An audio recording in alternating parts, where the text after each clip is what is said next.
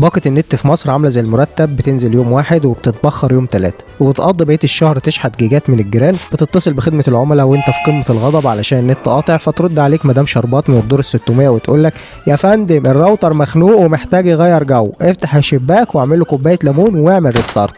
عشان تفهم حجم المأساة خلينا نرجع بالزمن لورا كده، وتحديدا في 2004 لما اجتمع المجلس الأعلى للكابلات المقطوعة في قرية زعطوط المعيز، وبعد نقاش استمر 30 ثانية قرروا قرار تاريخي، وهو ان المواطن المصري بيخلص شغله بسرعة، وده بيعمل ضغط نفسي على خوادم كوكب الأرض. فالحل ان احنا نعمل له باقة سحرية بتخلص بمجرد النظر. المصيبة انك بتدفع تمن باقة فايبر صاروخية في حين ان النت الفعلي بيوصل لك على ظهر عربية كارو بتاعة عم شوقي تاجر البرسيم. ولما تطلع تسأل الخبير الاستراتيجي كوتش بسبوسة عن الحل السحري للحفاظ على باقة النت، تقول لك الحل بسيط جدا، افصل الفيشة وخبي الراوتر تحت السرير، وبعد كده استخدم التخاطر الذهني او ابعت رسائلك على حساب الطائر الجريح على فيسبوك.